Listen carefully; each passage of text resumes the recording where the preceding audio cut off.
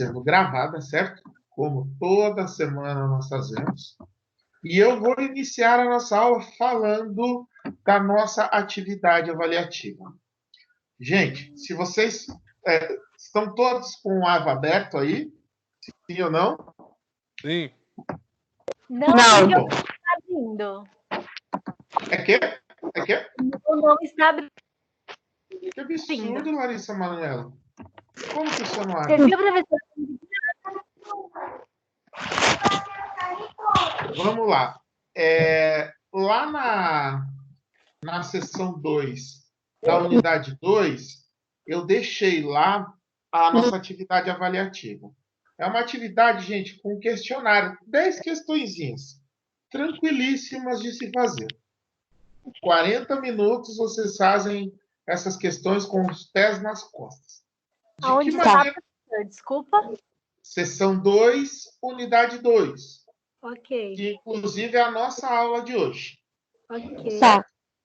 Tá. Como é que essa atividade consiste, gente? 10 questõezinhas de tudo que nós vimos até hoje. Certo? Então, eu peguei uma questão da unidade 1, eu peguei algumas questões da unidade 1 e algumas questões da unidade 2. Juntei num questionário, mandei para vocês. É de suma importância que vocês respondam esse questionário, tá certo? E me direcionem o mais rápido possível. Professor, qual é o prazo de entrega para este questionário? Terça-feira. Terça-feira, dia... Peraí, deixa eu ver o dia aqui da terça, que eu não me lembro de cabeça. Dia 21. 21, deadline. Como é que pode ser feita a entrega desta atividade, professor? Somente por e-mail. Vamos centralizar todos por e-mail. Pode ser pelas mensagens do Ava, professor? Pelas mensagens do Ava, demora muito para chegar e às vezes corrompe, Lucão. Eu vou deixar meu e-mail aqui com vocês e vou colocar lá no... Vou colocar... Peraí. Vou colocar no grupinho aqui, ó. Ó, eu já estou no grupo, ó. Que beleza. Estão enxergando aí? Não.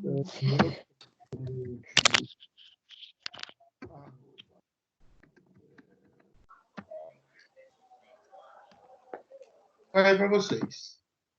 Tá vendo que beleza? Enxergaram aí? Sim. Então, vamos lá, gente. Professor, não tenho impressora. Não precisa imprimir. Precisa apenas de um computador. Você vai baixar esse arquivo, vai responder neste arquivo e vai me devolver via e-mail. Tá certo?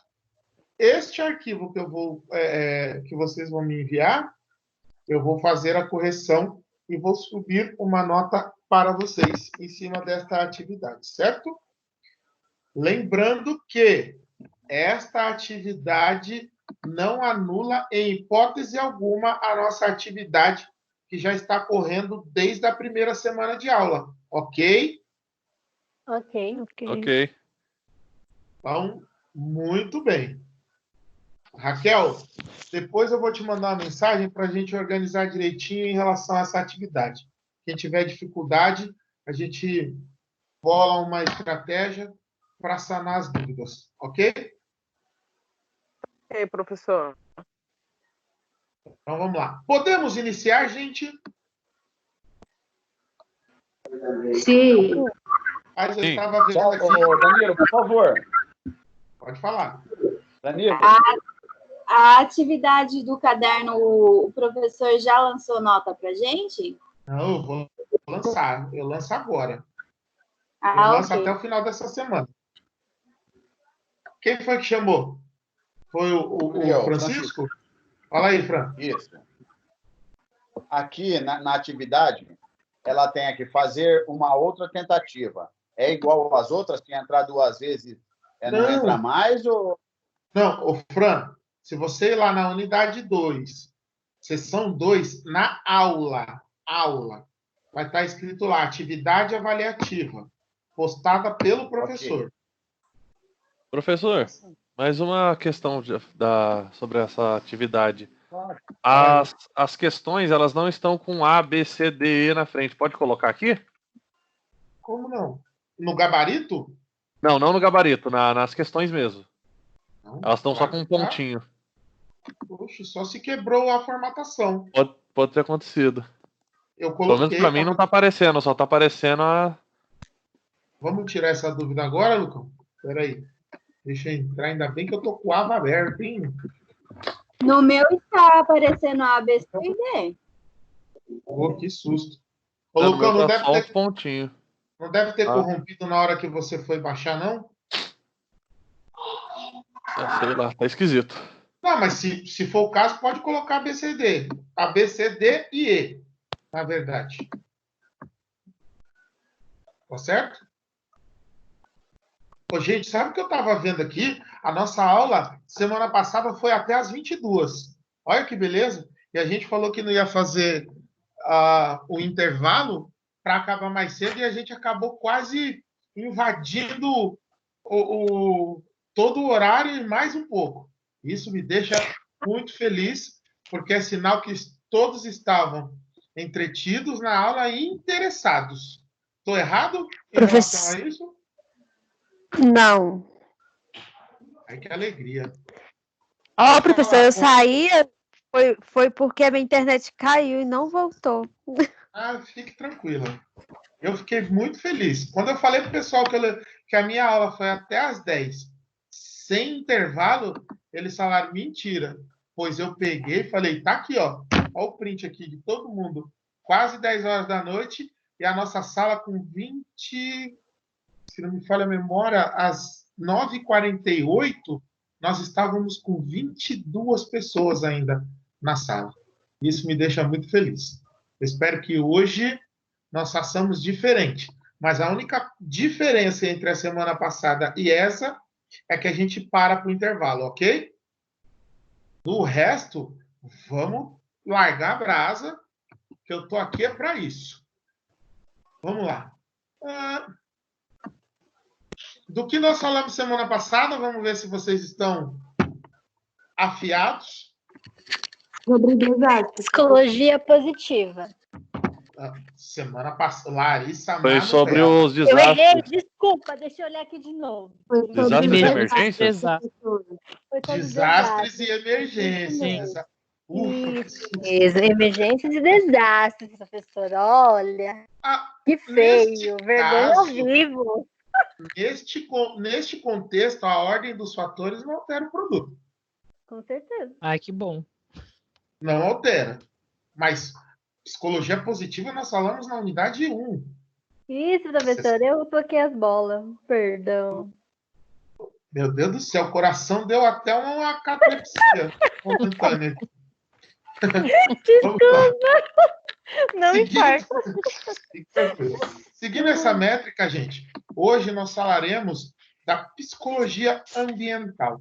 Quais são os fatores que nos levam a estudar o comportamento do ambiente, tá certo? E, como eu senti falta dela semana passada, adivinha quem vai começar a ler esta semana? A Raquel! É porque eu gosto da Raquel, a Rutinha é mal.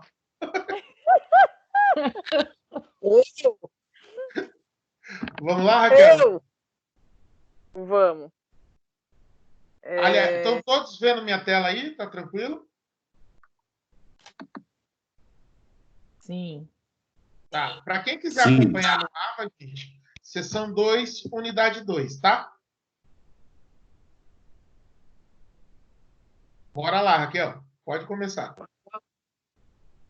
A respeito dessa temática, abordaremos o surgimento histórico da área no Brasil, suas características e pressupostos básicos, os níveis de abordagem da psicologia ambiental e as questões ambientais e a psicologia no Brasil. Agora vamos falar a respeito da psicologia ambiental, mais uma área considerada emergente na psicologia.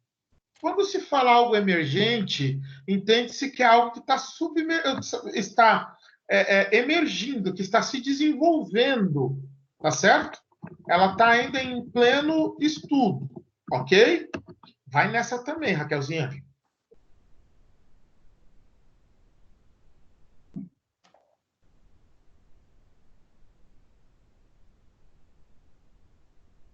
Pode continuar, Raquel.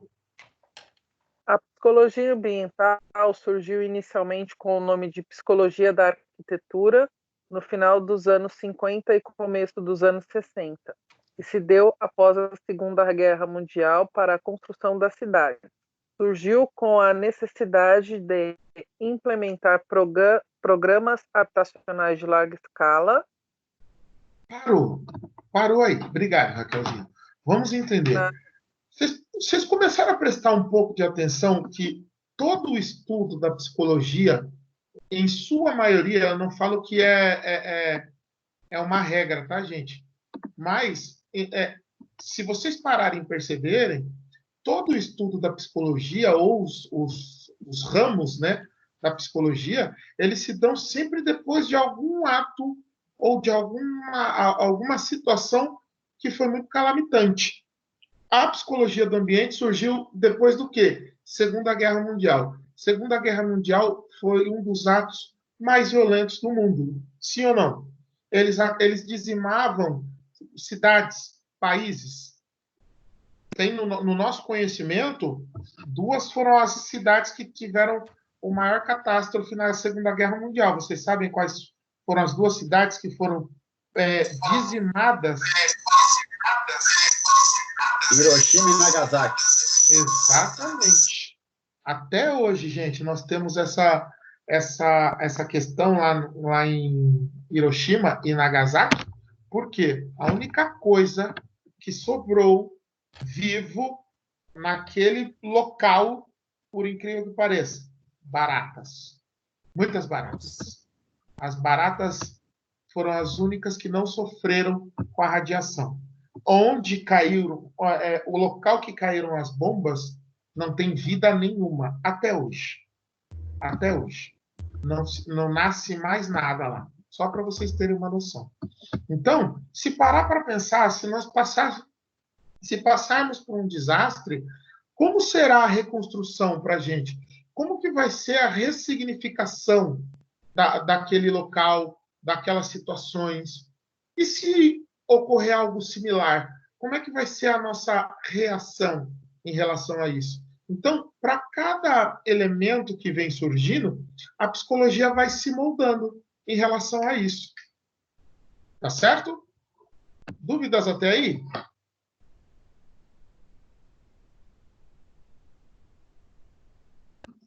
Dúvidas? Raquelzinha, lê o último parágrafo, por gentileza.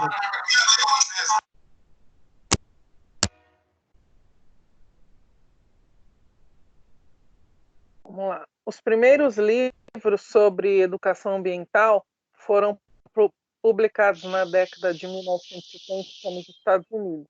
Segundo Moser, 1998, a psicologia ambiental estuda a pessoa em seu contexto, tendo como tema central as inter-relações e não somente as relações entre a pessoa e o meio ambiente físico e social. Perguntinha básica para vocês entenderem essa inter-relação, tá? Com a pessoa e o ambiente social, ou o ambiente físico social. Quando nós chegamos numa casa limpa, qual é a sensação que nós temos? Vamos lá, gente. É hora de abrirem os microfones. Agradável. Chego? Ô, Francisco, só dá uma diminuída no seu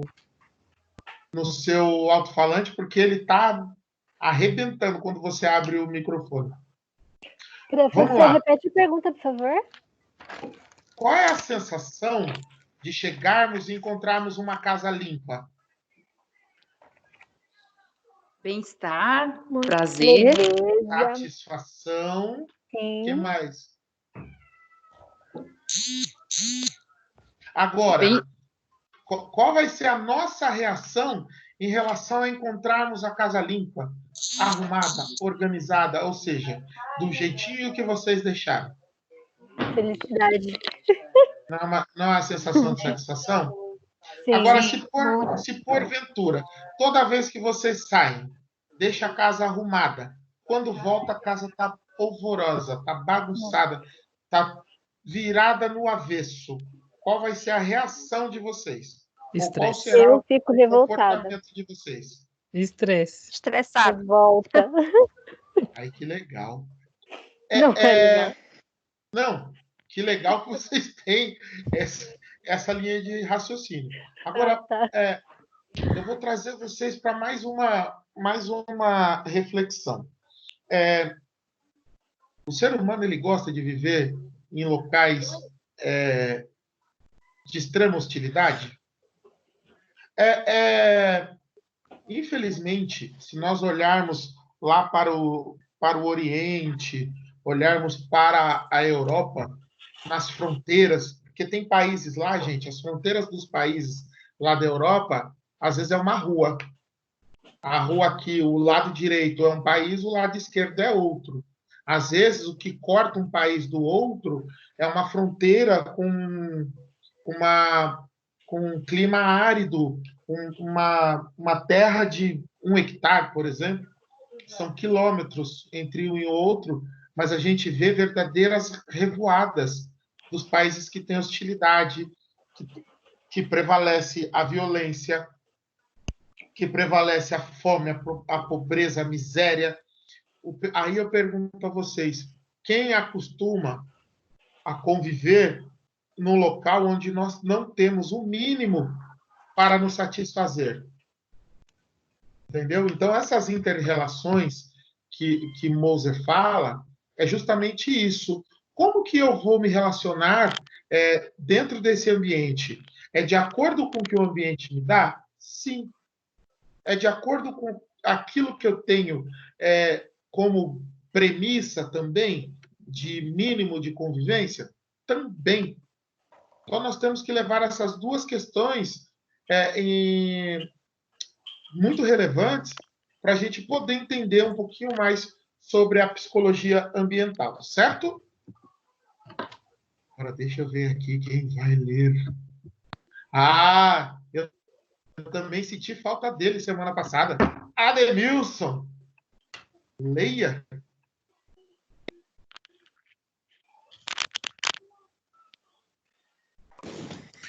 De acordo com Fischer... Aí, ó, já chegou. Foi aí mesmo, professor? É aí mesmo, né? A minha internet está um pouco ruim. Exatamente. Fique tranquilo. De acordo com Fischer, de acordo com Fischer, a psicologia ambiental pode ser considerada gestaltista, ecológica social. Ambiental pode ser... peraí, professor, peraí. Tá. A psicologia ambiental pode ser considerada gestaltista, ecológica e social, indisciplinar, multimetodológica e de pesquisa-ação. Os termos gestaltistas, ecológico e de pesquisa-ação mostram a influência das ideias. Deixa eu ler pelo meu tablet aqui, professor, que eu acho que vai ser melhor.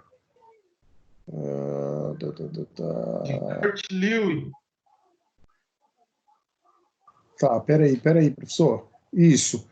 Como um dos pioneiros da psicologia e da Gestalt, já chamando a atenção para a inter-relação pessoa-ambiente e visando também a aplicabilidade na pesquisa-ação.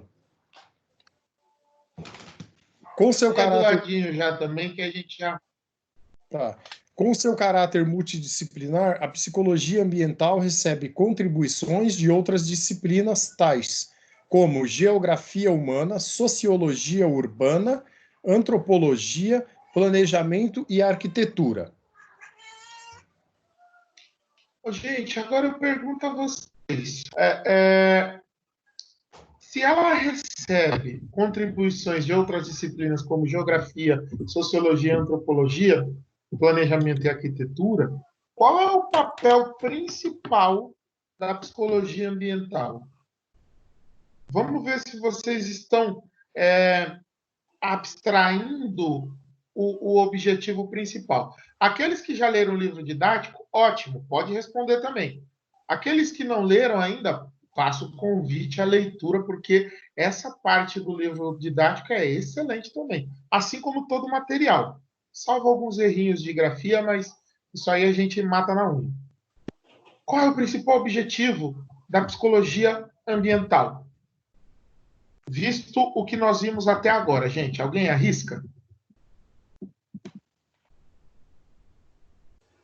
Professor? Meu povo, vocês estão aqui para participar. Vamos lá, Fran. Manda.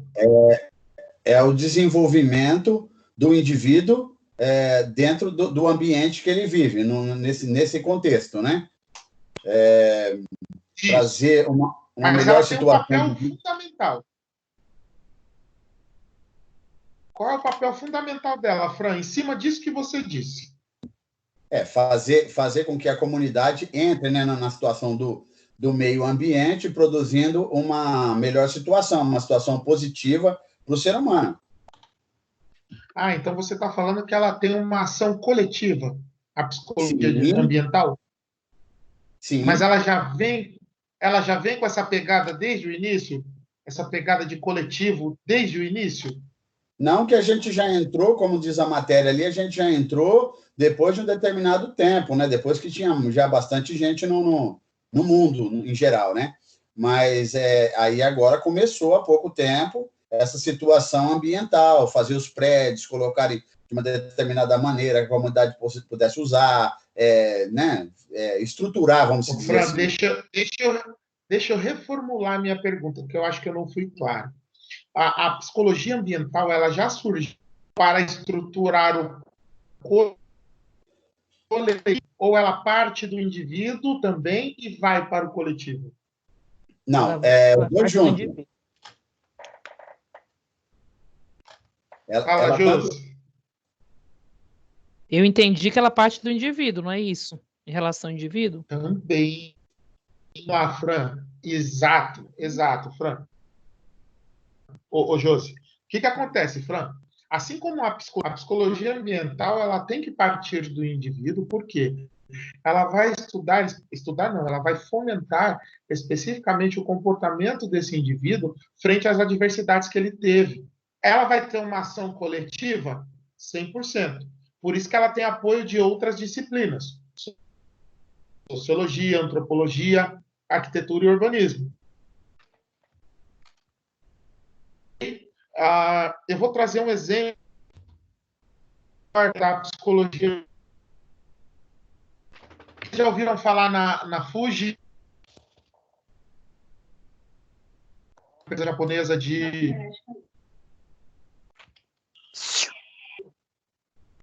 Tá cortando muito. Oi, gente, tá todo mundo me ouvindo? Tá cortando. Minha internet caiu. Não, minha internet caiu, agora ela voltou. Aqui a gente está o dia inteiro passando por essa intermitência, gente. Tá difícil. Mas vamos lá. Eu tenho fé que a gente vai continuar a aula até o final. Vocês conhecem a empresa Fuji, aquela empresa de fotografia japonesa? Sim. Vocês conhecem também a Kodak, certo? Quem tem mais de 30 aqui vai saber o que eu estou falando. Gente, a Kodak ela não era pioneira, ela não era número 1 em fotografias no mundo. Não era ela que desenvolvia aqueles filmes das asas. A gente sempre... Porque 36 poses, mas a gente conseguia fotos, 42 poses, porque era um filme bom de qualidade e que a gente não precisava queimar muitos filmes para colocar. A produção dele era exata. O que acontece? Com o advento tecnológico, e isso é fato, tá, gente? Foi um engenheiro lá da Kodak apresentar uma câmera digital para o conselho administrativo da Kodak. Falou, isso aqui é uma aposta na tecnologia, isso vai revolucionar o mercado de fotografia. O que o conselho administrativo fez? Eles riram. Eles riram da cara do rapaz. Ó, e falou: que é isso, menino? Um negócio estranho desse, você acha que vai tomar conta do mercado? Ele falou: não, não vai tomar. Ele falou: olha, é uma aposta e a gente precisa, a gente deveria apostar nisso. E eles não deram ouvidos ao rapaz. Esse rapaz foi na concorrência chamada Nikon, que é uma outra japonesa, e mostrou para o conselho administrativo lá. Eles também olharam, acharam legal, mas eles não foram e não compraram a ideia do rapaz. Quem foi que comprou? A Sony. O que a Sony fez no mercado? A Sony e a Canon. Vocês conhecem a Canon? Também, que é Sim. asiática, se não me falha a memória, a Canon é asiática também. Acho que não, desculpa, a Canon é americana, a Nikon é asiática, se não me falha a memória. Enfim, gente, ele foi e levou o projetinho dele para a Sony. A Sony foi e lançou a câmera digital. Em 3 anos, o que aconteceu com a Kodak, gente? Ela simplesmente desapareceu do mercado porque já não tinha mais espaço para ela. Porque aí a Nikon, vendo que isso ia se tornar uma febre, o que ela fez? Ela foi investiu bilhões e bilhões e desenvolveu a câmera profissional digital. Quem são os líderes do mercado hoje em dia quando se fala em tecnologia de câmera digital? Essas 4. Nikon, Canon, Fuji e Sony. O que a Kodak é hoje em dia, gente? Eu já vou chegar lá no exemplo da psicologia ambiental. Hoje, a Kodak ela é líder em imagens, mas sabe em que tipo de imagem? Como que é o nome daquele aparelhão grandão que a gente faz? Tomografia. Tomografia computadorizada em ressonância magnética. Ou seja, os exames de imagem, a Kodak é líder do mercado, porque ela teve que se reinventar. E aí vai entrar o exemplo da psicologia ambiental.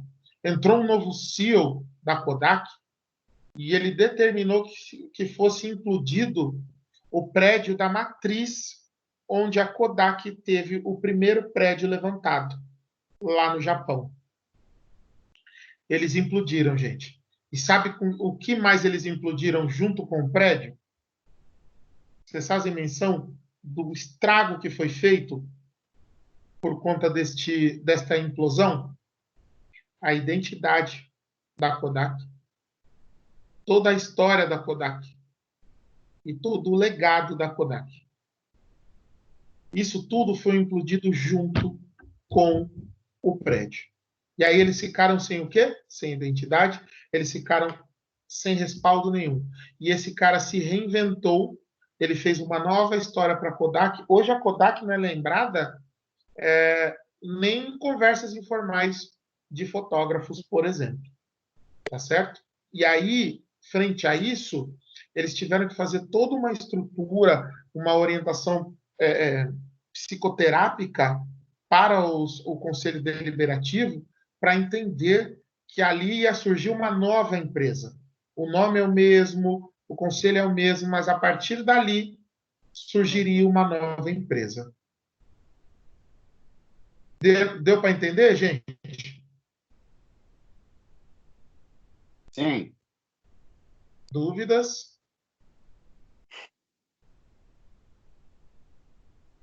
Então vamos tocar.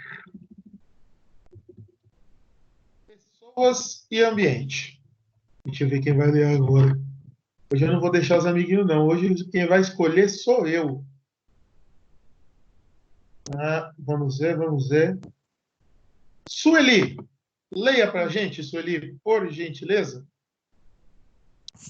Oi, boa noite. Boa noite, tudo bem? Tudo bom? Tudo bom. Pessoas e o ambiente. Para a psicologia ambiental, a relação do indivíduo ao ambiente se dá de forma dialética, ou seja, não tem como... Dá para ouvir? Estou ouvindo bem, pode ir. não seja, Peraí, ou seja, só um minutinho, Sueli. não tem como.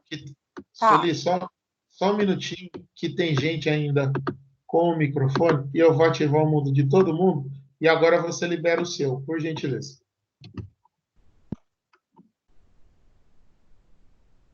Libera o seu microfone, Sueli. Prontinho. Isso, agora pode voltar à leitura. Tá bom. Para a psicologia ambiental, a relação do indivíduo e do ambiente se dá de forma dialética, ou seja, não tem como estudar ou compreender o indivíduo sem o ambiente e vice-versa. Entende-se que nessa relação deve-se considerar que o indivíduo modifica o ambiente e são por ele modificados. Simples assim. Precisa de alguma explicação? Calma. Precisa de alguma explicação em relação a isso, gente?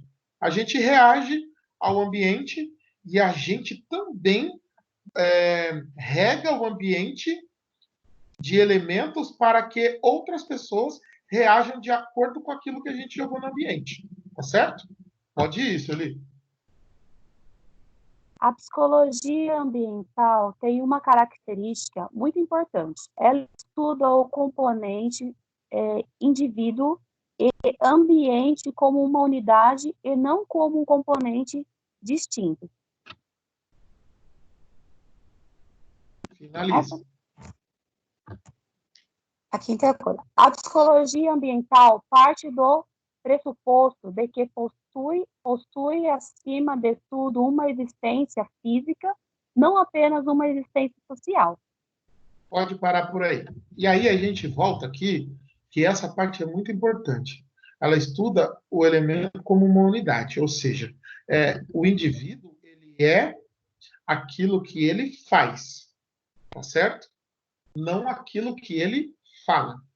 Aquilo que ele faz representa um indivíduo. Por isso que é um estudo dialético que vai entender as reações dele no ambiente. Eu posso falar que eu sou uma pessoa calma, tranquila, zen, paz de Cristo. E aí, no ambiente, as minhas atitudes mostraram o contrário. Tá certo, gente? Muito obrigado, Sueli. Deixa eu ver agora quem vai. Tem uns nomes aqui bem interessantes. Paula! Vai você, Paulinha. Por gentileza. Paula, tá me ouvindo, Paula? Terra chamando Paula. E eu acho que a Paula dormiu. Natália? Natália? Oi. Tudo bem, Natália? Tudo ótimo. Vamos lá? Vamos, só um minuto. Caso o ambiente não atenda aos seus objetivos, ele tenderá a modificá-lo, de torná-lo congruente com suas necessidades. O homem que os permite identificar as construções, a exemplo de determinados prédios, como igrejas, museus, clubes, residências. Nesse sentido, só é capaz de identificar porque vivencia experiências. Professor, você pode... Obrigada. Experiências em diferentes instituições. Melo, 1991. Então, preste atenção que ele fala aqui, gente, que, olha só, caso o ambiente não atenda os seus objetivos, nós temos uma tendência a tentar modificá-lo, a fim de dar congruência. Congruência com o quê? Com aquilo que eu acredito. Com aquilo que eu acredito ser o certo naquele momento. Ou seja, só que, olha que interessante. Às vezes aquilo que eu acho certo, o meu vizinho do lado não acha. Então, existe uma verdade absoluta em relação a isso? Não. Por isso que cada indivíduo ele vai reagir à sua maneira. Cada indivíduo vai ter uma reação para a mesma situação. É aquele negócio, eu dou treinamento em força de vendas e tem uma frase que é fantástica. Em tempos de crise, enquanto uns choram, outros fabricam lenço. E aí eles perguntam, né? Eles não, né? No caso, eu pergunto: você quer ser o que chora ou o que vende lenço? Justamente para provocar fatores motivacionais na pessoa. A crise está aí? Tá para todo mundo. Por que a crise para alguns é tão aguda e para outros nem tanto? Justamente por ter essa modificação na linha de raciocínio. Tá certo, gente? Obrigado, Natália. Deixa eu ver agora quem vai. Deixa eu ver. Rapaz, o povo. Claudina! Pode ir, Claudina. Posso sim. Boa noite, professor. Boa noite a todos. Tudo bem, tudo bom? Tudo bem. Na arquitetura pós-moderna, Mello, em 1991, afirma que esse reconhecimento muitas vezes fica sem identificação tão natural, pois apenas com as fachadas não é possível identificar a categoria a que a edificação pertence. Esse tipo de arquitetura foge dos padrões habituados nas experiências. Vamos lá. Nessa parte, eu trago para você um dos maiores, para vocês no caso, né? Obrigado, Claudina. Um dos maiores arquitetos da história do Brasil. Inclusive, ele que desenhou a nossa capital do país. Vocês sabem de quem eu estou falando? Quem souber, se manifeste, por gentileza. Oscar Niemeyer.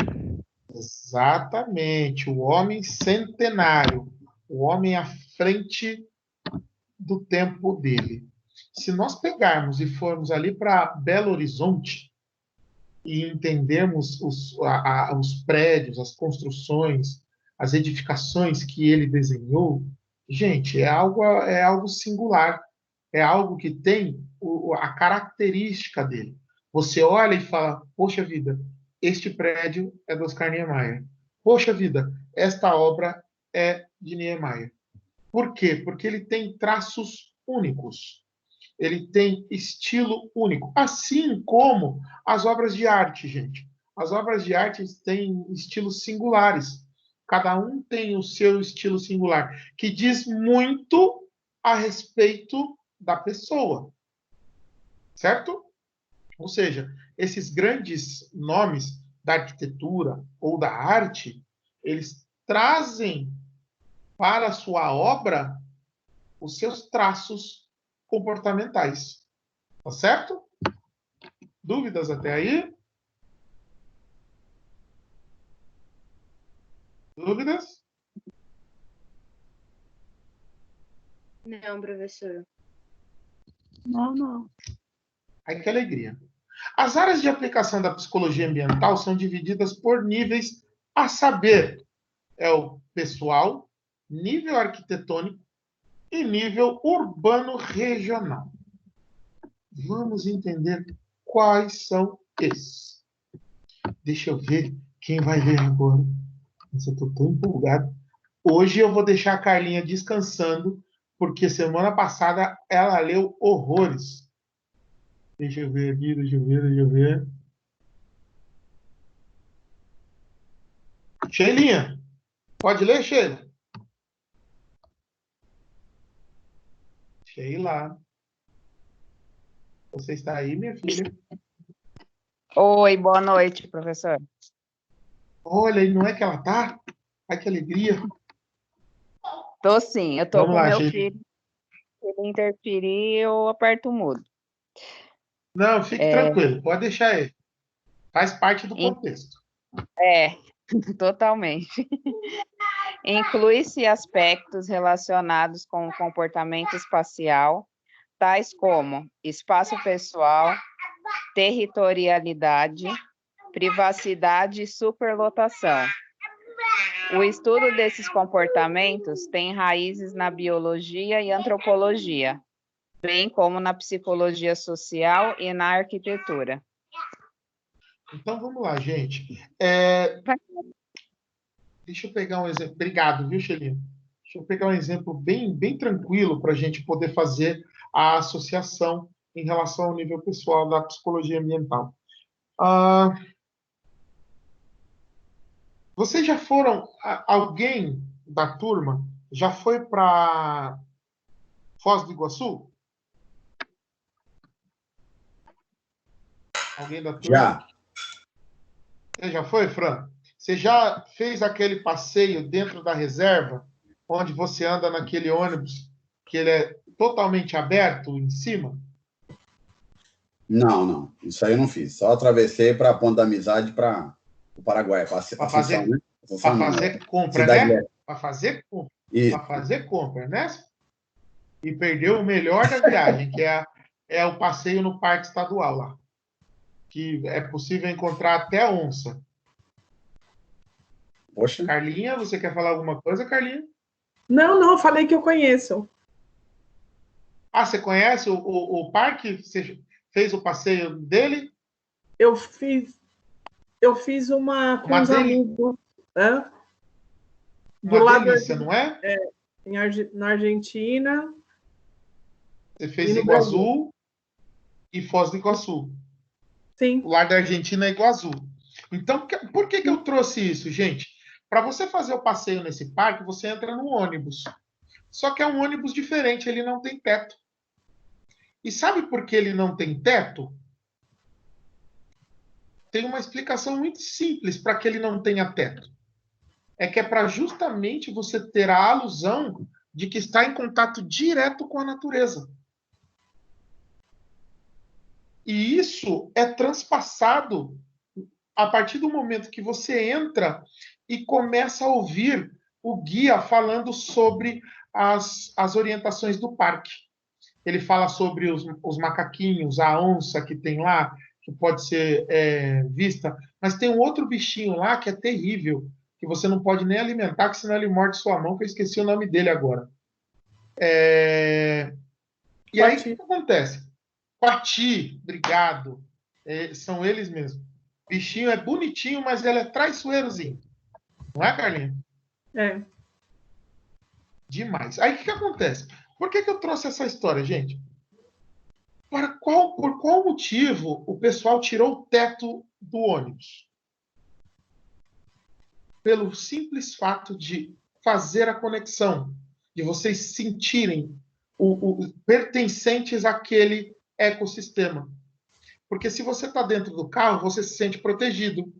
Você fala, eu sou visitante, eu estou conhecendo aqui, mas não. O ônibus, se você anda no ônibus sem o teto, você está em contato direto. Por mais que tenha os vidros laterais, só que quando você olha para cima, você tem a sensação de liberdade, você tem a sensação de conexão com os elementos da natureza. E você, sim, se sente pertencente daquele lugar. E é uma experiência ímpar. Tá certo? Quando a gente vai e fala do ambiente ou do nível urbano regional, deixa eu levantar aqui. Peraí. Carlinha, já que você está aberta, eu falei que eu ia deixar fora, mas você é tão bacana lendo. Você não quer ler essa parte para a gente?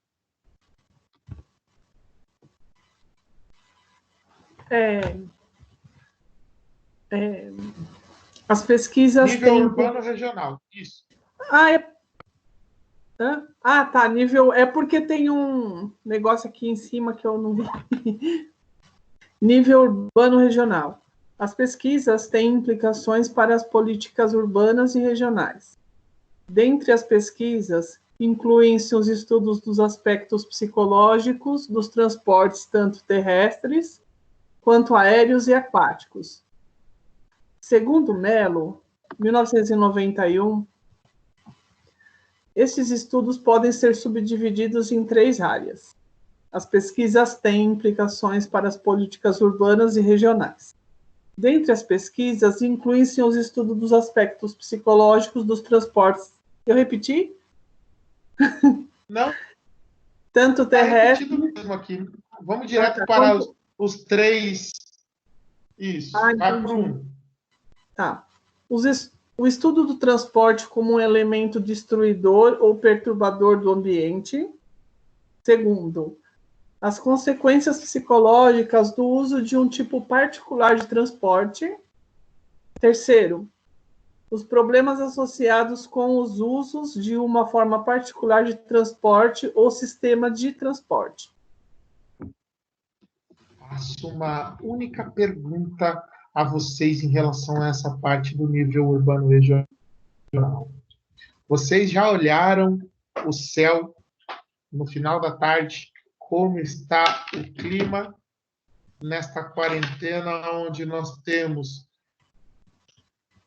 de movimentação de carros nas ruas? Sim. Vocês já prestaram atenção como a saúde cardiorrespiratória de vocês melhoraram em níveis consideráveis por conta de que o ar que nós estamos respirando ele está com uma pureza maior? Sim. Sim. Então, nós temos, para cada situação, a gente tem sempre um pró e um contra. A gente tem sempre um apoio. Quando a gente fala na regional, é justamente isso. A ponto da gente criar uma dependência. Opa, piscou aqui, mas voltou. Está todo mundo me ouvindo de novo? Todos me ouvem? Sim. Gente, minha internet aqui tá terrível hoje. Professor, volta nessa parte aí. Tá cortando. Qual parte, Larissa?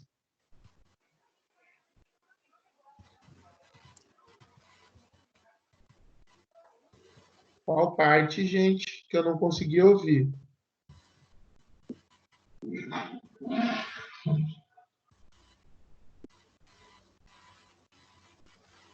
Vocês estão me ouvindo realmente?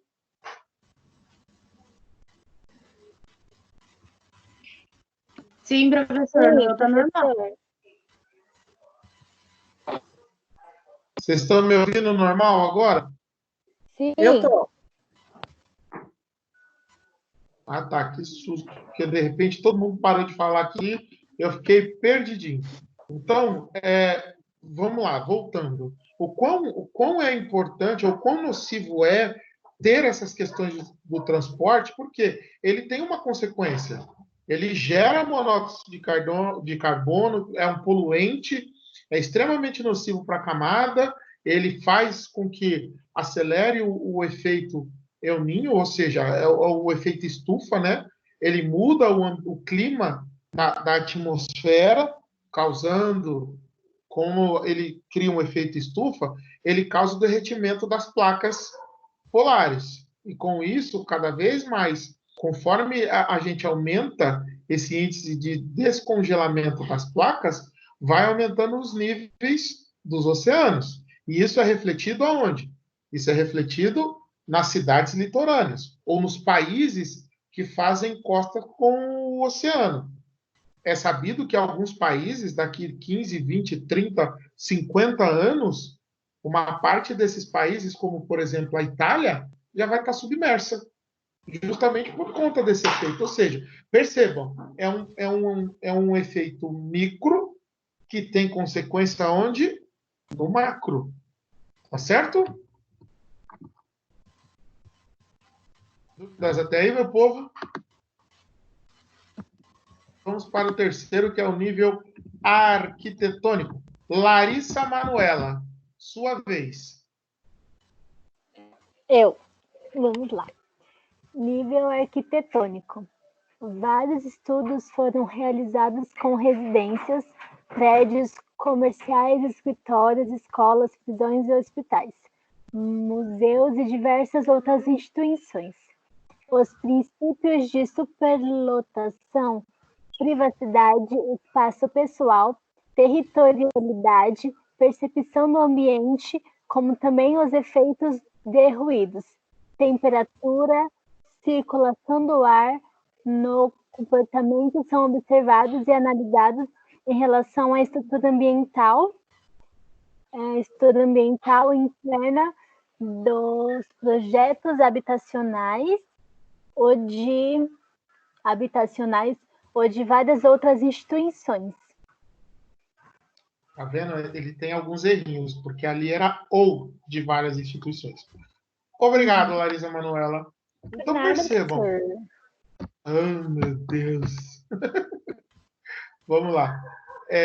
Percebam aqui uma particularidade em relação ao nível arquitetônico. Eles levam em consideração, olha, os princípios: superlotação, privacidade, espaço pessoal, territorialidade, percepção do ambiente, certo? Como também os efeitos de ruído, temperatura, circulação de ar no... Então, parando aí. E olha, nas 3 primeiras linhas deste parágrafo, quais foram os locais ou os objetos de estudo para esse fenômeno. Eles falam residências, prédios comerciais, escritórios, escolas, prisões, hospitais, museus e diversas outras instituições. Eu quero dar ênfase aqui a 2 objetos de estudo que muito me preocupa em relação, enquanto indivíduo, que são hospitais e prisões. Quando a gente fala em prisões e hospitais, eu falo no sistema público, tá, gente? Quando eu falo em hospital, o Sistema Único de Saúde, ele é terrível em alguns aspectos. Não são em todos, mas, via de regra, a gente tem um sistema muito defasado. A nossa saúde pública ela é muito defasada. Assim como os sistemas prisionais. E percebam, gente, o que eu vou falar aqui, eu não estou defendendo bandido, tá? E bandido, ele fez, tem que pagar. É pura e simplesmente. Funciona dessa maneira. Mas o que eu estou dizendo é, se o sistema prisional ele tem o intuito de corrigir as falhas do indivíduo, eu faço um convite a vocês. Nós temos vários filmes e livros também que relatam o cotidiano dentro do sistema prisional. Inclusive, tem uma série que está passando... Deixa eu ver se eu lembro. Acho que é Globoplay, se não me falha a memória. Carcereiro, que é com aquele ator que eu não me lembro agora o nome dele. Rodrigo. Que ele faz o... Rodrigo. É o quê? É Rodrigo Lombardi. Eu acho que é esse mesmo. Rodrigo Lombardi. Que ele mora em Juquitiba, não é isso? Ele tem parente em Juquitiba, se não me engano. Ele isso tem parente mesmo. em Juquitiba, esse cara aí. Correto. Ou ele morou em Juquitiba, não sei. Enfim. O que acontece, gente? Ele é um dos mais... foi o único que veio na mente. Mas se pegar aí, se vocês forem no Netflix, tem uma série chamada Irmandade, brasileira também. E aí tem as espanholas, que é como que é o nome? Vis-a-Vis. Tem Orange New Black, que é uma série americana sobre o sistema prisional feminino.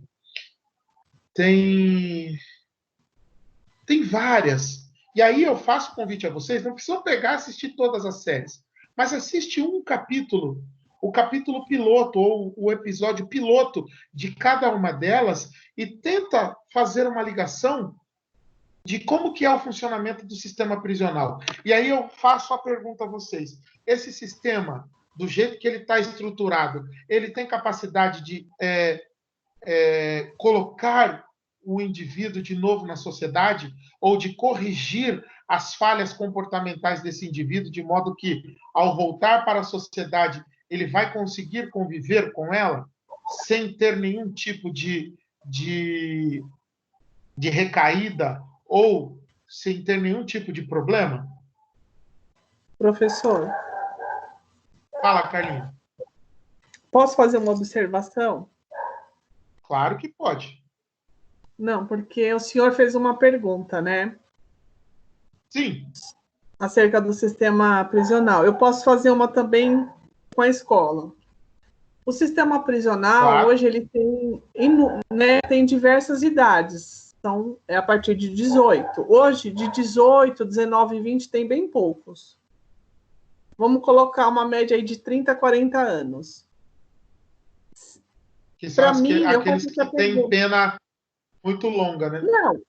Mesmo que cometem crimes, porque geralmente quem tem 30, 40 anos, tem mais que um crime, ele é reincidente. Sim. Tá? Então, Aí a gente podia voltar lá nos 7 anos e ver que a escola falhou, os pais falharam, e por que que depois de todos esses anos o Estado teria que levar uma culpa ao se responsabilizar sozinho? Carlinha, entenda, quando eu falei sistema, eu não estou falando de quem é a culpa, tá? Deixa eu até reformular. Se a gente for buscar a raiz, que é o nosso papel, nós vamos entender que tem pessoas que teve boa formação. Olha como o negócio é muito mais complexo do que a gente imagina. Se a gente voltar na raiz, nós vamos perceber que tem as pessoas que estão no sistema prisional, tem pessoas que de boa família, tem pessoas que tiveram uma condição socioeconômica muito boa, mas que por algum motivo, seja por caráter, por conduta ou por acompanhamento, eles desviaram das questões sociais e estão pagando por isso, ok? Eu não vou entrar nessa questão da base. A minha visão é pura e simplesmente assim, ó, resolve. O sistema que tem implementado lá resolve. É simples assim. Não, porque se a gente... o do ensino Pode também falar, não resolve. Não, o do ensino também não resolve, então. Então, assim, não acho temos uma então, nós não temos acho uma que defasagem muito grande no ensino. A minha pesquisa na dissertação do mestrado era justamente em relação a isso. Como que a base... como é que eu chego com o aluno... Presta atenção. Como é que eu saio do aluno numa educação básica e ele vai para o ensino médio sem saber as 4 funções básicas? 4 funções básicas, por exemplo, da matemática. Quais são as 4 funções básicas da matemática? Adição, subtração, multiplicação e divisão. Como é que eu vou com um aluno que sai da educação básica e chega num nível de educação superior que ele não consegue interpretar, ele não consegue fazer sinapse, ele não aprendeu a aprender. Então, se a gente levar para a raiz do problema, as nossas bases elas estão muito defasadas. Principalmente quando a gente fala em educação, em escolarização, na verdade. Educação também está defasado? Sim. Educação, a nossa parte de educação, quando eu falo em educação, são heranças de pai e mãe, tá, gente? Educação é responsabilidade de pai e mãe. Escolarização é responsabilidade do governo. Ou do Estado. Então, quando a gente fala em educação, a gente está com uma educação defasada também, e a nossa escolarização, a nossa base de escolarização, também vem numa defasagem muito grande. Se eu trouxer a cronologia da educação, antes, quais eram as escolas mais solicitadas? Eram as escolas públicas. Por que surgiu a escola particular? Porque a escola particular surgiu no contexto de pegar os filhos daqueles grandes figurões da época que tinham sido, por não acompanhar o ensino público, eles tiravam os filhos, colocavam numa escola particular com professores exclusivos, para que aquele ano, a criança conseguisse se adequar ao nível da escola estadual, para no ano seguinte ele voltar para o ensino público. O nosso ensino era de extrema qualidade. E eu tenho um exemplo dentro de casa, não tenho mais porque ele faleceu. Mas o meu pai, ele tinha o 5º ano ginasial, que para a gente é o 5º ano, o 6º ano agora do ensino fundamental. É o Fundi 1, 6º ano do Fundi 1. O meu pai, ele ensinava equações de 2º grau para minha irmã. Ele sabia muito mais do que a gente, tendo até a 5ª série. Ou seja, olha a disparidade de ensino. E o meu pai, na época, ele tinha o dobro da minha idade. Meu pai estaria hoje com 70 anos. Tá certo? O dobro não, ele tem quase. Eu tenho 40, ele é 20 anos mais velho do que eu. Então, gente, percebam, o meu pai, ensinava a irmã que estava no ensino a fazer as atividades que eram de responsabilidade dela. Então, percebam, a gente já vem nessa linha de defasagem há muitos anos, cara. Muitos Não, eu anos. sei, professor, eu só queria Em 96, entender por que o senhor colocou exatamente esse ponto, porque eu não entendi, nem consegui fazer a conexão, mas tudo bem. É que, na verdade, ele só expôs os fatos à mesa. Ele não foi um... Isso, eu não estou falando quais Ele não foram estava falando, ele o só fator mostrou. gerador disso. Eu só fiz uma pergunta. Então, você fez uma pergunta e eu respondi.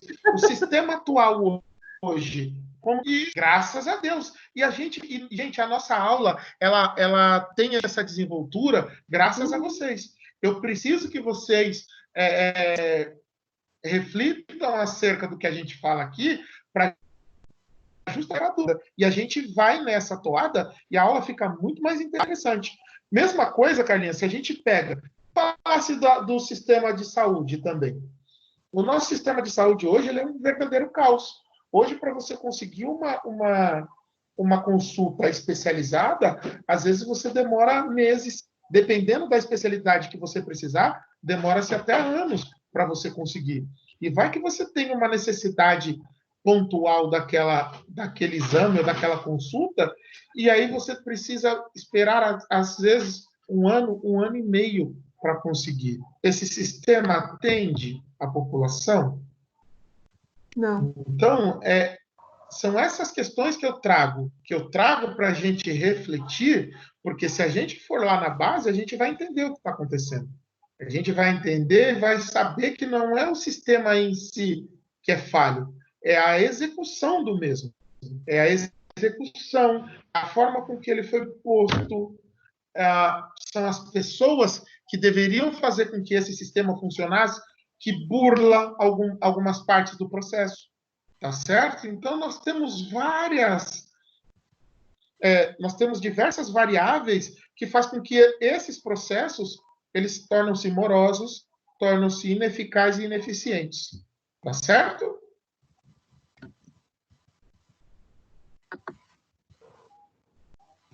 Vamos lá. Vai ter um recreio? Leia para a gente, por gentileza. Vamos fazer um recreio de 10 minutinhos, gente? Sim! Vou fazer o recreio de 10 minutinhos e daqui 10 minutinhos a gente volta, tá bom? 10 minutinhos contado no relógio, hein? A partir de agora. Valendo! Sim!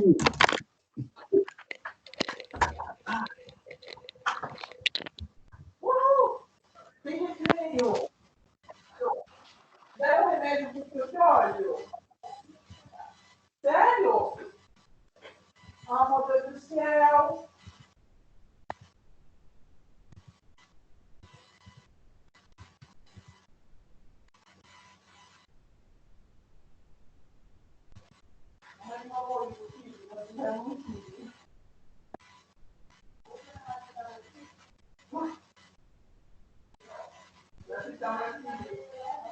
Aí ele começa com o dentinho da frente, morder até final do pontinho.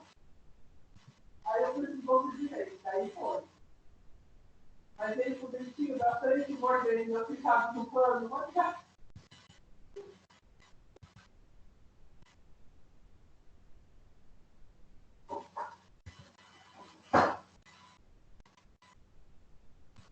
Eu vou tomar sopa. Tem só um intervalinho.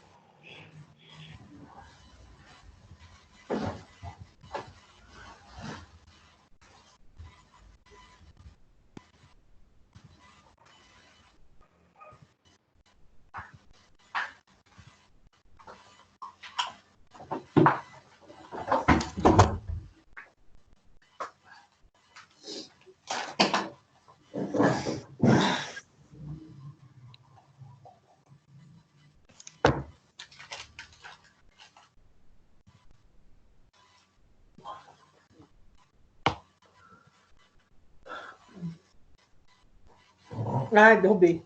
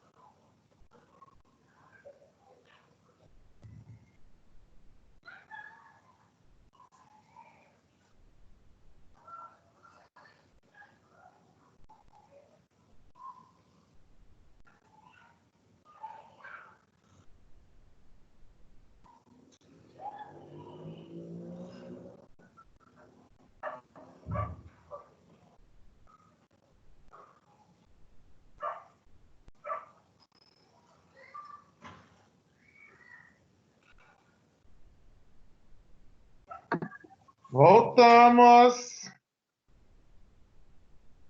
Deu para tomar uma aguinha, gente?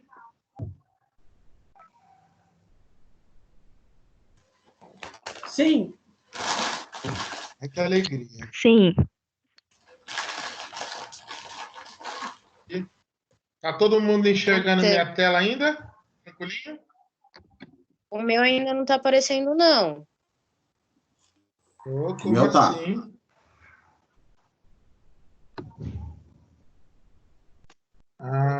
Vamos lá. Leia pra gente, Conceição, por favor.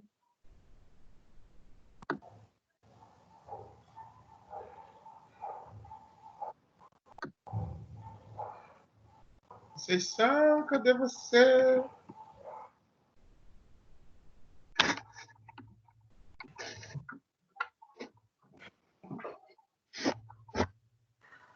Cadê você, Conceição? Eu acho que ela não tá.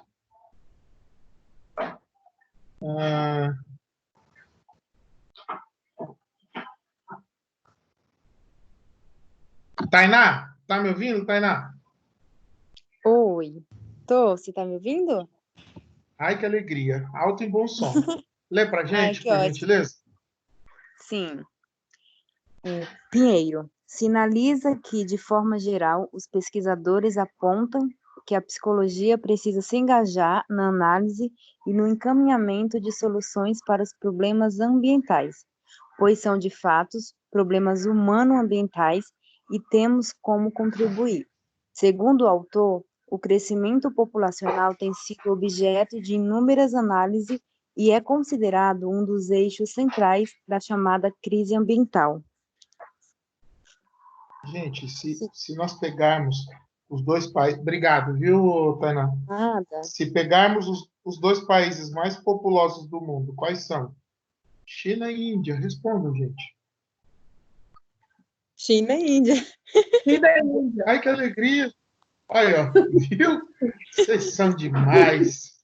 Adoro vocês. O que acontece? Qual o principal problema que eles enfrentam lá? Principalmente a China. Na Índia, eu sei que o problema sanitário lá é grave. É, saneamento básico. Mas aí tem uma explicação para isso. Mas a questão não é essa. Quando a gente Alimento. fala... por que lá na China, graças a Deus agora, baixaram uma lei lá que não é mais permitido comer, por exemplo, carne de cachorro. E nem de... Eu acho que é Cachorro, gato e animais silvestres também. Por caça não pode, só agora. criado. Isso. Por quê, gente? Mas vocês acham que eles comiam aquilo porque eles gostavam? Eles viviam abaixo daquilo que a gente chama de linha da pobreza. Eles tinham que comer o que tinham. E a realidade da China agora que está mudando. Tem 10 anos que a realidade da China está mudando.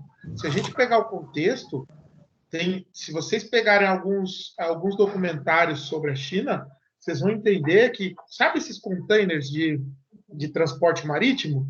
Num container desse moram 20 pessoas. Tem condições de morar 20 pessoas num container? Não tem. Existem situações lá na China que tem os... Como é que é o nome, gente? Eu esqueci. Não são bangalôs, mas é como se fosse que é um apartamento com 30 metros quadrados, moram 10 pessoas. Então, são situações absurdas. Dentro desse apartamento tem 5 beliches, por exemplo, ou diversos colchões espalhados. E aí você para e pensa, poxa vida, mas por que tudo isso?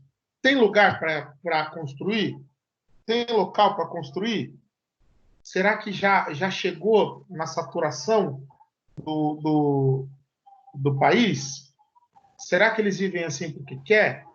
Então, são questões que, se a gente levanta, a gente consegue entender o porquê do comportamento deles de comerem rato, escorpião, cachorro, barata, mosca, grilo, que tiver, eles vão, aranha, que tiver, eles vão comer porque eles precisam sobreviver. Concordam?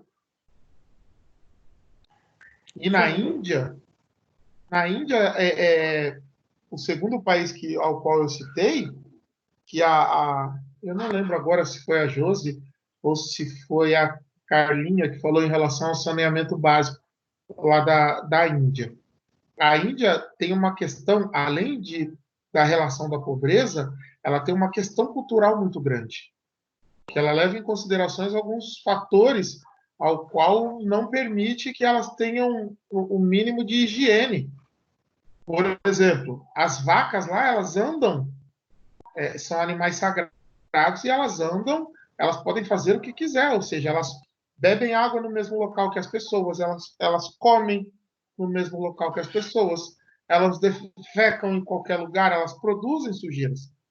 Concordam, gente? Elas não têm o mesmo tratamento que elas têm aqui conosco, que elas ficam nos currais, que elas fazem as necessidades delas lá no curral. A gente dá o devido tratamento, mas como se deve, na nossa cultura. Eles estão errados de tratar a vaca assim? Não. É cultural. É a identidade deles. Certo? Então, a gente precisa entender o porquê. Peraí, nós temos um problema de saneamento básico lá? Temos. Se vocês vão lá no Taj Mahal, lá no Rio, oh, meu Deus, como é que é? Acho que é o Rio Nilo, se não me falha a memória, que é onde eles fazem as entregas lá das promessas deles, que eles falam que é sagrado, inclusive que é ponto turístico lá da Índia. Eu esqueci o nome do rio agora. Se vocês chegam lá... Qual? Qual é, Carlinha? Você sabe o nome do rio lá? Hã? Eu acho que é o Ganges, né? Eu não lembro agora de cabeça. É que é muita coisa. E aí não dá para gravar tudo, né? Mas o Rio se Ganges. Isso, obrigado. É esse mesmo, Carlinha. Obrigado. Se vocês... Foi a Michelle que confirmou. Santo Google, né? Porque ajuda a gente. Né? Eu tinha dúvida. Vamos lá. Então, o que acontece, gente? Se vocês chegam lá, tem animais dentro do rio, tem pessoas dentro do rio. As pessoas, elas não têm o mínimo de zelo higiênico, elas urinam dentro do rio, os animais também urinam dentro do rio. Então, mas isso é uma questão mais cultural do que qualquer outra coisa. Mas na Índia, o rio também, para eles, principalmente o Ganges, eles consideram como sagrado. Muitas pessoas jogam os seus entes queridos lá porque diz que é um deus, né? Então é uma questão cultural também, né? É o que eu estou falando, tem questão cultural, é uma questão cultural envolvida, o qual eles não abrem mão. É como a gente, tem muitos aqui que acreditam, por exemplo, que a cremação não vai fazer bem para a pessoa que faleceu. Mas parte da premissa de que, se ela faleceu, aquele espírito já desprendeu do corpo. E eu não estou falando de religião, tá, gente? Eu estou falando da questão da espiritualidade. Uma vez que o espírito sai, resta só a matéria. Se restou só a matéria, por que não pode cremar aquela matéria? Aí sim entra a questão cultural, a questão do cunho religioso, que muitas religiões falam, que se a pessoa é cremada, o espírito vai sofrer, vai sentir as chamas queimando, entre outras questões, que não cabe agora.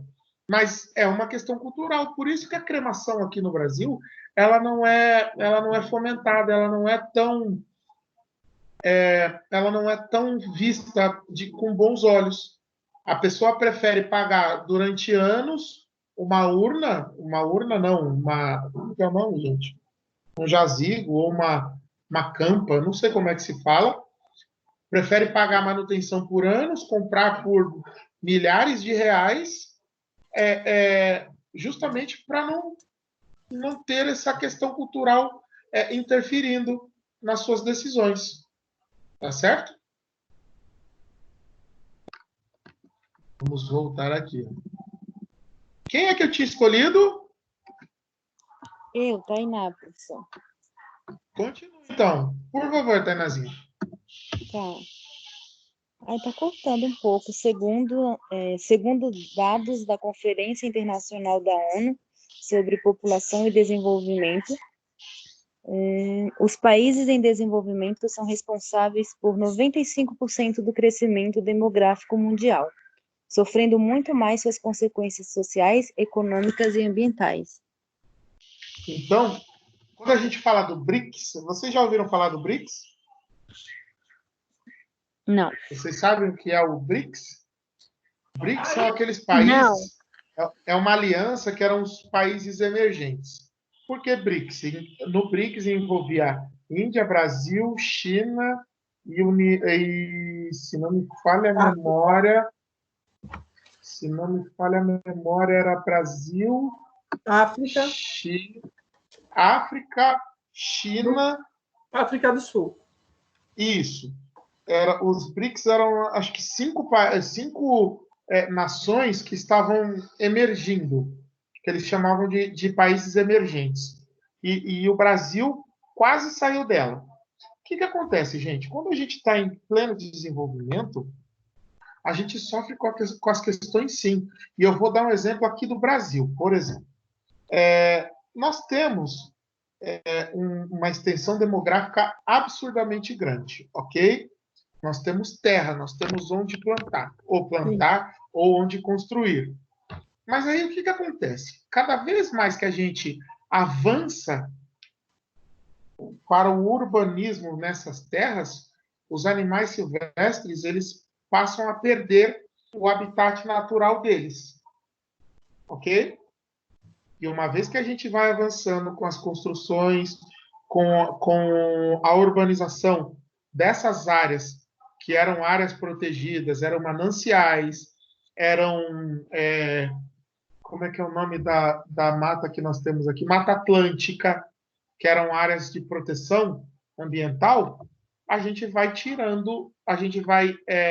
desequilibrando o ecossistema daquele local.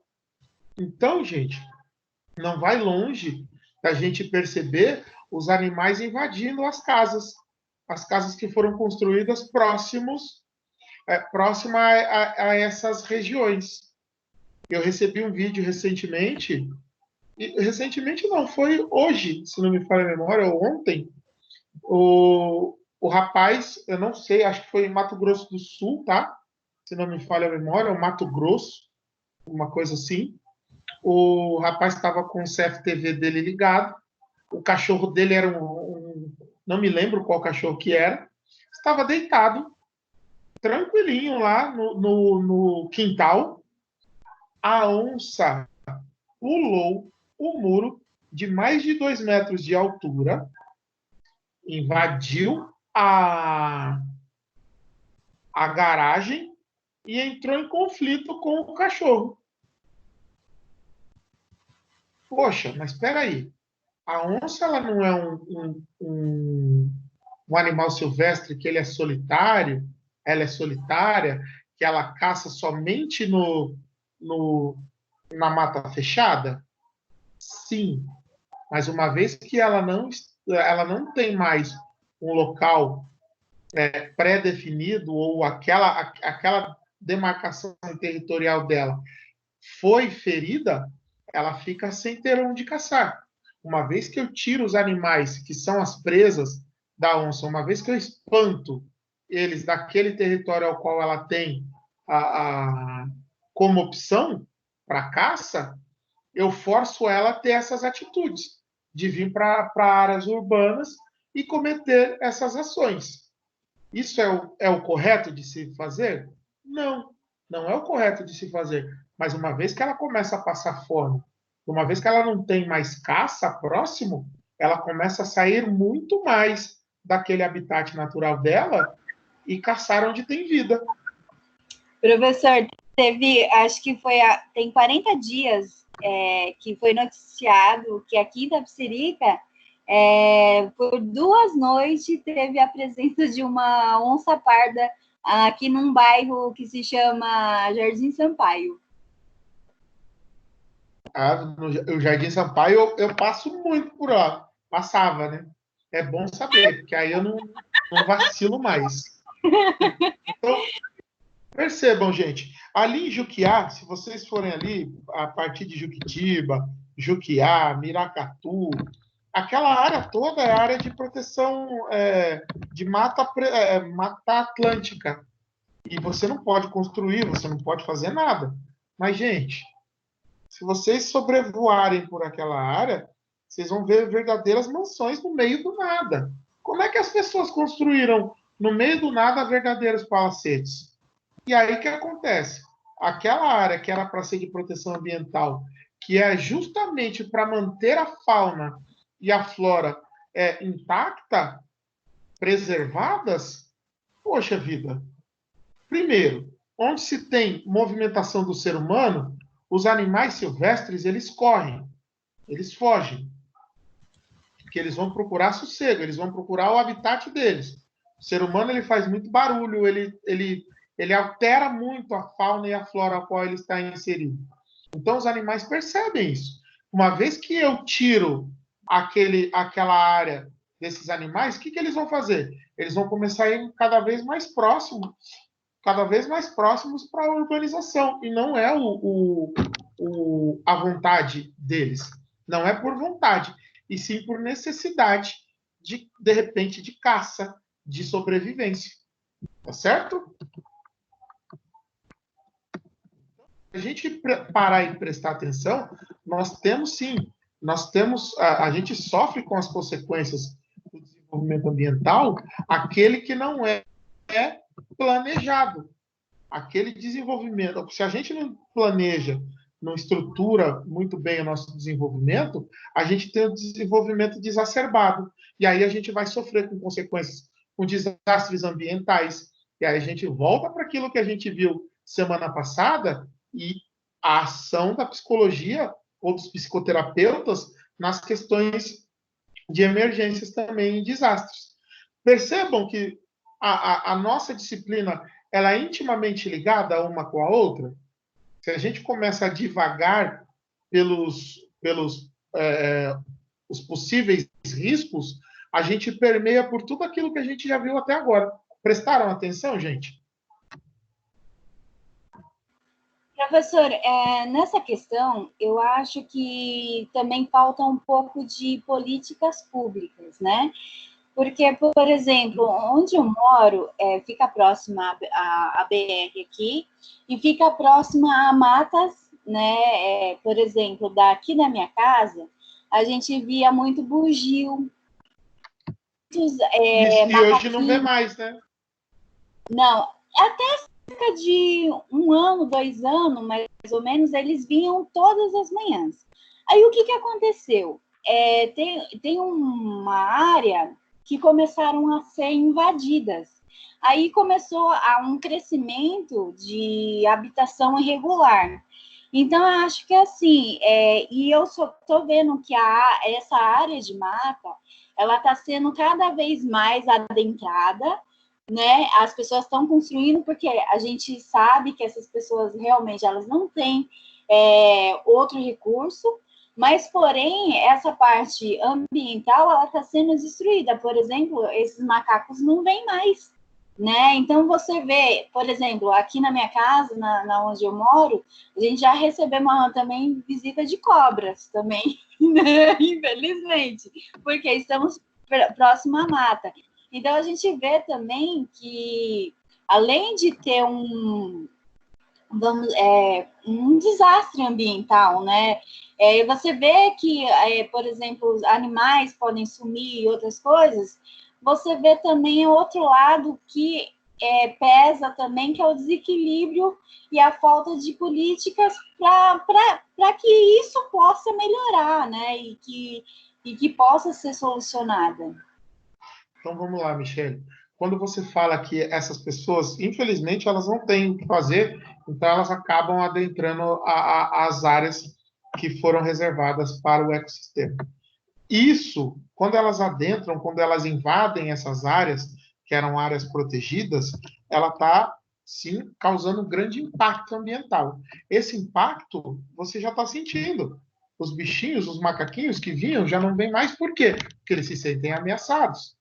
E olha que o macaquinho em si era uma das espécies mais próximas do ser humano que ele não tem. Ele harmoniza com o ser humano de maneira muito, muito tranquila. Entendeu? Mas, querendo ou não, existem pessoas que não vão muito com a cara do macaquinho e acabam fazendo algum tipo de ação coercitiva ou de espantar ele e ele acaba indo embora. E é normal isso, acontece. Normal não, né, gente? Eu falo que isso acontece, é normal porque acontece. Não era para ser normal. Falta políticas públicas? Falta. Foi exatamente aquilo que eu falei para a Carla quando a gente falou de sistema prisional, Michele. Se a gente for parar e pensar o porquê que aquela pessoa está invadindo, a gente vai ter que ir lá na raiz do problema.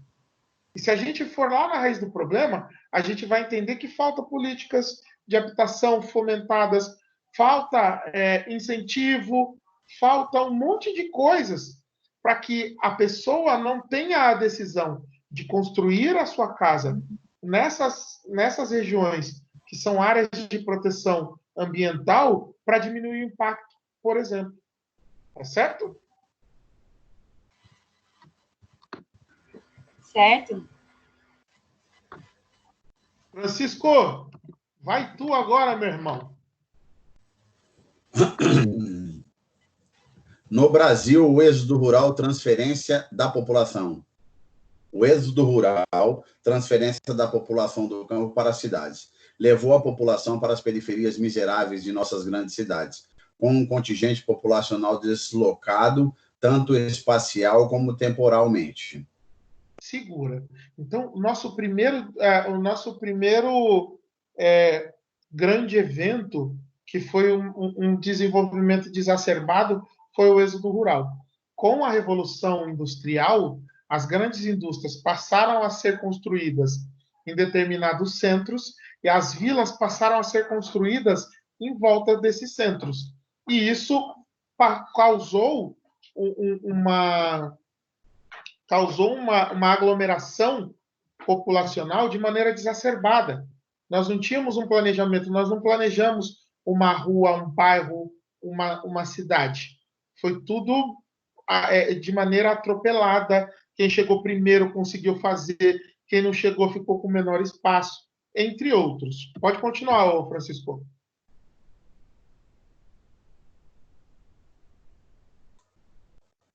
A psicologia recebe muitos questionamentos sobre preocupações sociais relacionadas aos problemas ambientais.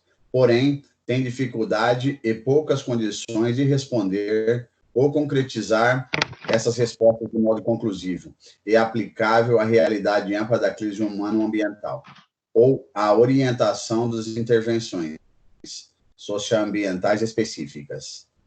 Poli, 1993, é mais ou menos isso aí. É mais ou menos isso.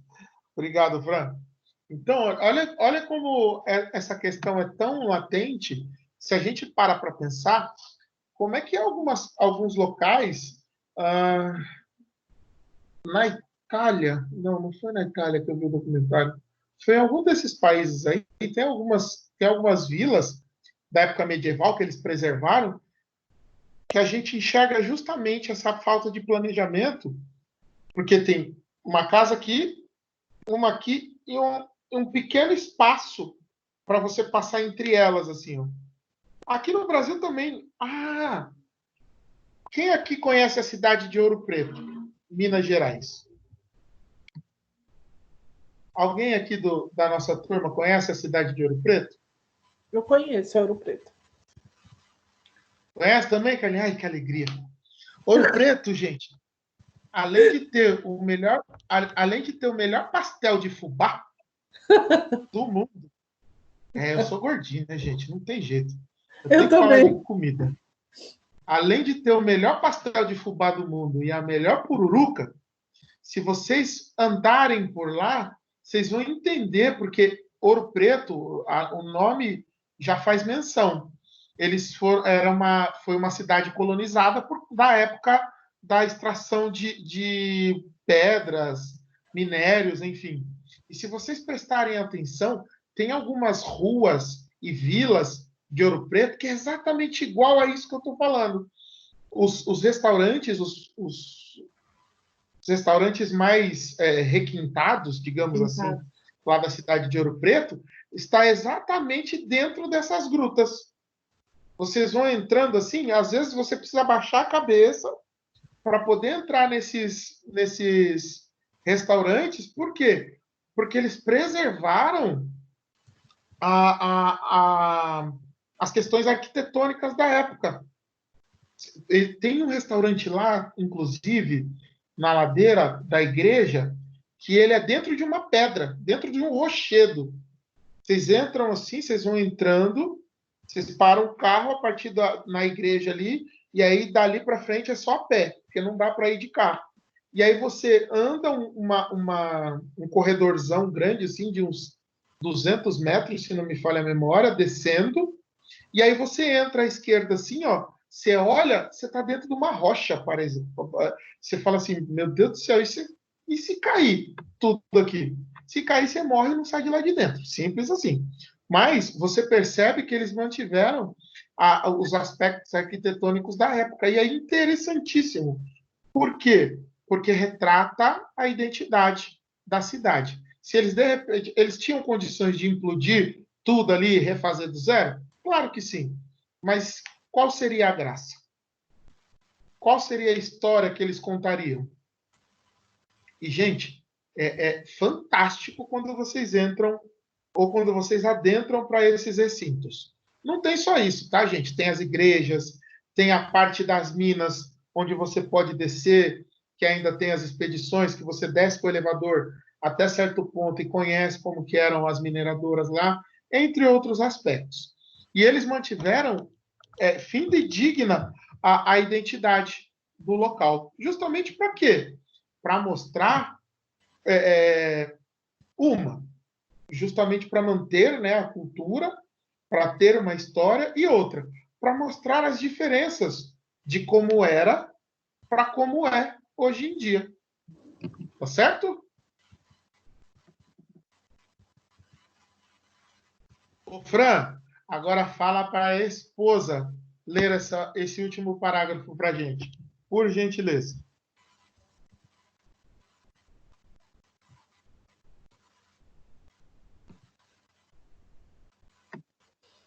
Cadê a Solange? Não está aí não? Solange, é?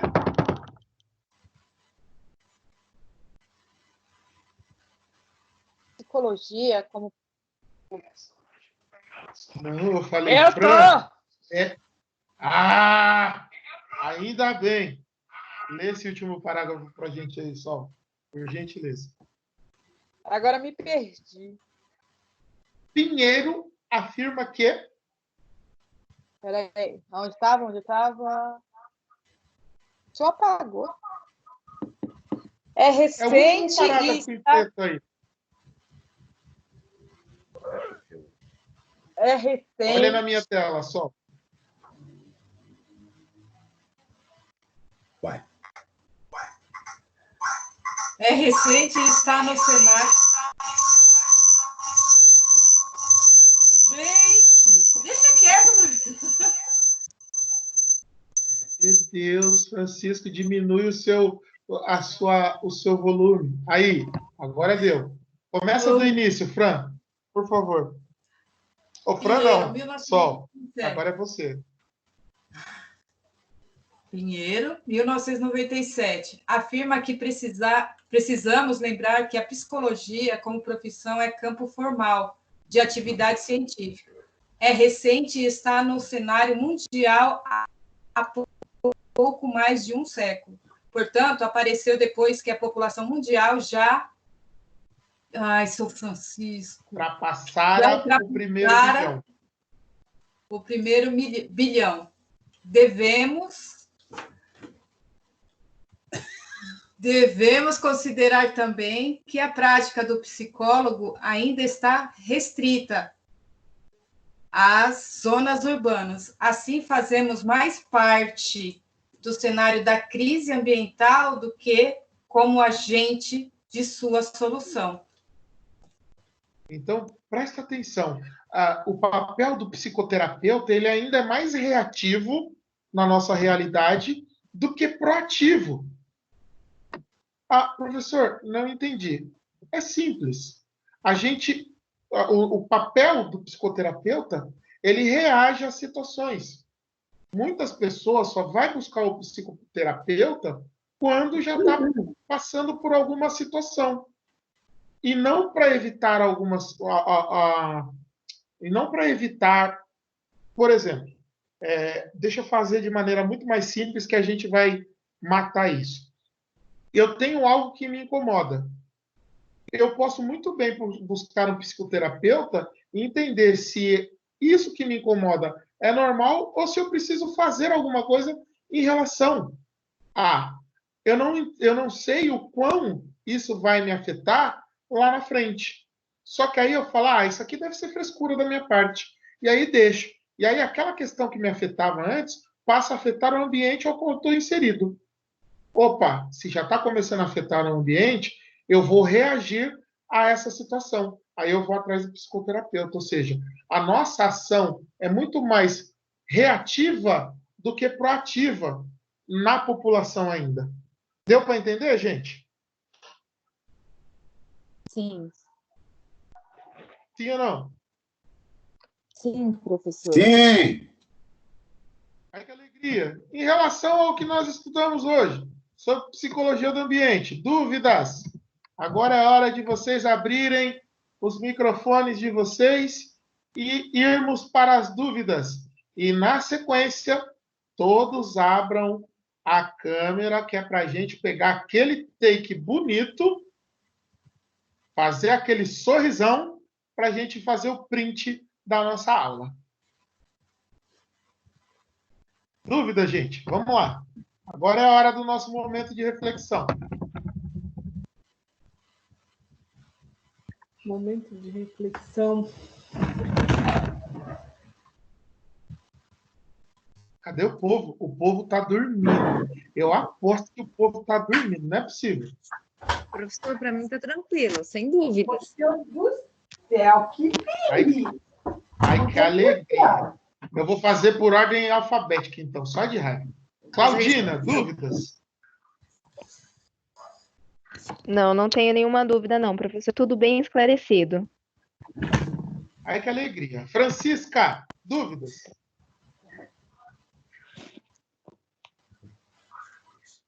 Cadê Dona Francisca? Dona Francisca, cadê tu? Ó, o Franciscão já mostrou que mandou um corte no telhado aí e eu, tô parecendo um urso. Meu Deus. Eu não tenho Francisco, dúvida. alguma dúvida, Francisco?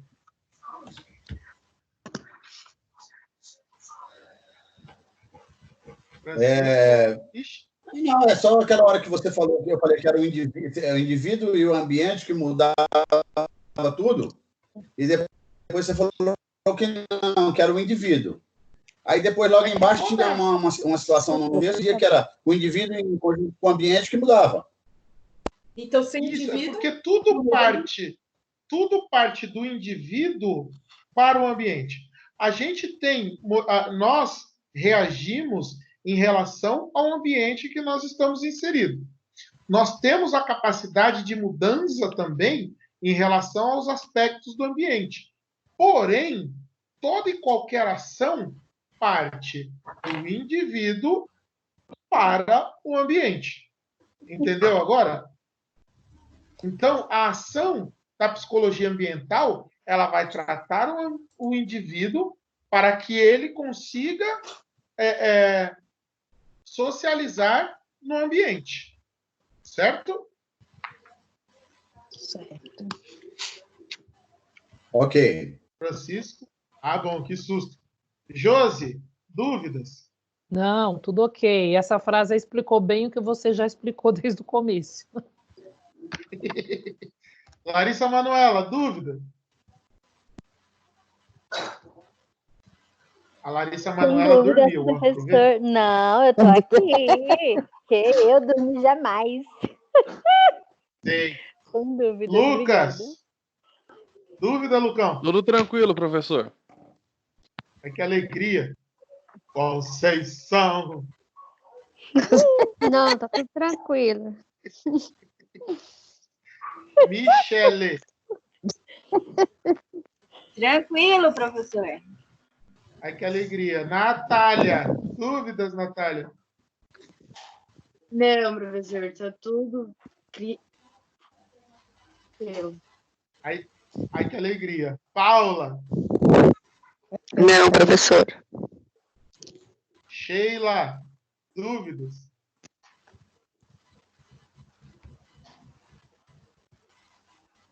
Sheila. Cadê você, Sheila? Tranquilo, Dúvida, professor, Sheila? não tem. Não. Ai, que alegria. Sol. Dúvidas? Não, pro. Sueli. Dúvidas?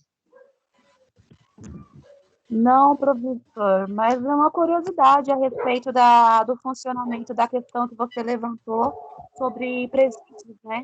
Eu achei interessante essa parte aí, e mais curiosidade minha mesmo, de tentar melhorar, de o que poderia fazer para melhorar. É uma curiosidade que eu tenho, algo que eu sempre pensei, envolve o meio ambiente. Mas de resto, está tudo ok. Entendi. Se quiser falar mais a respeito, estamos aí. Tainá, dúvidas? Ai, que alegria. Não. Ai, que alegria, estou feliz. Agora todos abram vossas câmeras, que agora é a hora do nosso take semanal. Nosso take. Vamos lá, gente. Eu não vou sem vergonha. Vamos lá, sem timidez. Isso, abram. Aí a Tainá abriu, a Carlinha abriu, a Sueli abriu. Cadê você, Franciscão? Estava com a sua aberta até agora e tá negando. Aqui, ó. Tá vendo? Tô vendo você, não. Não tô vendo mesmo. Entendi mais nada. Espera aí. Sorrisão, gente. Sorrisão pra foto. Espera aí. Todo mundo sorrisão.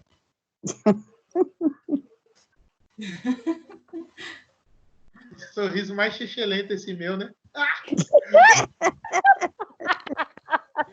Deus. Gente, vamos lá falar da prova, da atividade novamente. Restou alguma dúvida em relação à atividade avaliativa? Sim. A data de entrega mesmo, professor, é para qual dia que temos que entregar? Um de cada vez, gente. Vamos lá, um de cada vez. 21. Atividade. Até o dia 21. Somente por e-mail. Tá? Por que somente por e-mail? Porque vai ser um documento. O e-mail, ele serve como documento para a gente formalizar a entrega da atividade, tudo bem? E aí, na quinta-feira, a gente inicia a nossa aula fazendo a correção da atividade, tá certo? Só que já na quarta-feira, eu já lanço a nota de vocês. Na quarta-feira já vai aparecer. Então, gente, eu peço encarecidamente que vocês conversem com os colegas que não estão conseguindo acompanhar as nossas aulas ao vivo, que façam essa atividade também. É de suma importância. Professor, eles fazerem a atividade, só um minutinho. Eles fazerem essa atividade avaliativa e a atividade no caderno também, tá bom? Pode falar agora. é que eu não entrei no início, então eu não peguei essa parte. Mas quando você fala pelo e-mail, ela pulava mesmo, né? Não, eu passei lá no grupo de vocês o meu e-mail. O meu e-mail direto, tá? Porque às vezes o do AVA vai para o tutor. E aí pode se perder. Tá bom? Se quiserem entregar lá pelo AVA, também. Só me sinaliza. Ok? Professor. Só me sinaliza pelo... Oi. Só mais uma dúvida. A atividade que nós temos que transcrever no caderno novamente, essa ainda não tem a data para entregá-la, né? Não, a gente está fazendo semanal agora. Vocês continuem fazendo semanal, que são só 6 questões por semana. Se vocês copiarem uma por dia, vocês ainda vão ter um dia de folga. Ó que beleza. Um dia de folga ainda, ó que beleza. E aí não vai acumular. Eu vou dar a data da próxima entrega, tá bom? Mas como a gente já fechou a atividade do primeiro trimestre... Thiago, seu celular tá tocando. Ô, Larissa Manoela. Continuem fazendo as atividades e aí eu passo a data para a entrega da próxima leva, tudo bem? Tá ótimo, muito obrigada. Eu que agradeço. Mais alguma dúvida, gente? Não. Podemos encerrar a nossa aula, então, hoje? Não, só me esclarece aqui. Hoje é a primeira vez que eu participo da sua aula. Você quer atividade da sessão 2, atividade pré-aula e pós-aula, é isso? E a atividade avaliativa? Isso. Sueli, depois você conversa direitinho com a Raquel, que é a representante da turma. Você já está lá no grupo de WhatsApp deles? Sim. Então, chama a Raquel depois, ela vai te explicar direitinho, ou lá no grupo tem o meu contato também, tá? E aí me chama lá, que aí eu mostro para você como é que é configurada essa atividade, porque assim, é uma atividade para o semestre que a gente faz. E aí é toda semana. É a atividade diagnóstica e a atividade de aprendizagem de cada sessão que a gente vai estudando ao longo do semestre. Tudo bem? Tá, tudo bem. Qualquer coisa, você no particular, aí você me explica, você me passa, então, tá bom? Isso. Pode me chamar lá que eu explico direitinho para você. Mais alguém com dúvida, gente? De nada. Podemos encerrar agora, então? Sim. Sim. Gente, eu espero que todos estejam em segurança. Continuem assim. Semana que vem nos vemos novamente. Uhul. Um beijo do Gordo. Boa Até noite. a semana que vem. Boa noite. Tchau, professor. Boa noite. Boa noite. Boa noite, galera. Boa noite para todo mundo.